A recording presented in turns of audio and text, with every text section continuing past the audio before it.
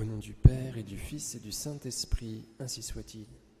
Chers amis, nous fêtons Saint Vincent de Paul, très très très grand saint. C'est tellement réconfortant de voir des prêtres comme ça, parfaitement saints. Alors il était parfait par sa miséricorde.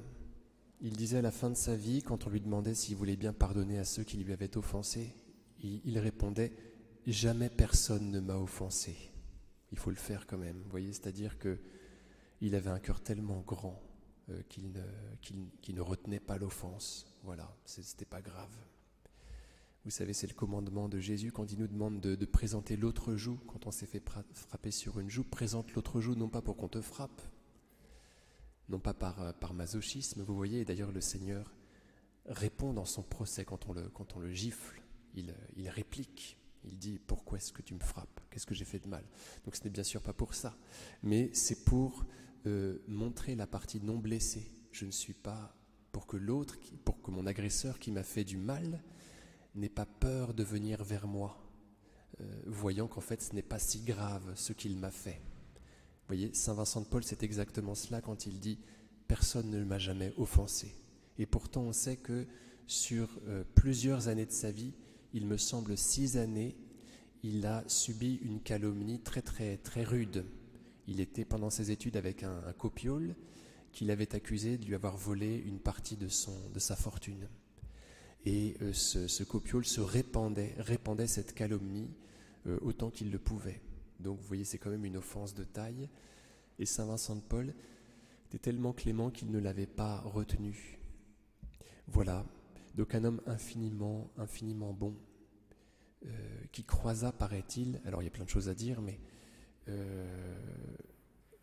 il me vient à l'esprit de vous dire ça, il croisa Sainte Germaine de Pibrac, dont je parlais dimanche dernier, et qui était une petite persécutée, vous savez, près de Toulouse, persécutée par sa belle-mère, Mégère, et qui ne recevait de la part de ceux qu'elle croisait qu'indifférence.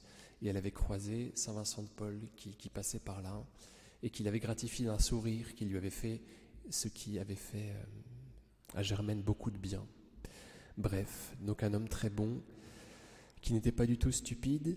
André Frossard raconte l'épisode, vous savez, du galérien, avec un détail intéressant.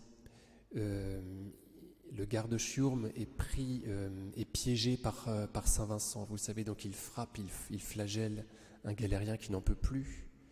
Donc Saint Vincent, qui vient d'être fait aumônier général des galères, lui intime l'ordre, parce qu'il s'en sent le droit d'arrêter de traiter ainsi ce pauvre homme, et le garde Chiourme de lui répliquer qu'il ne s'arrêtera que si Vincent veut bien prendre sa place. Vous voyez, j'arrête si vous prenez sa place, en étant certain que Saint Vincent, qui est aumônier général des galères, et qui a un salaire considérable, vous voyez, ne le fera jamais.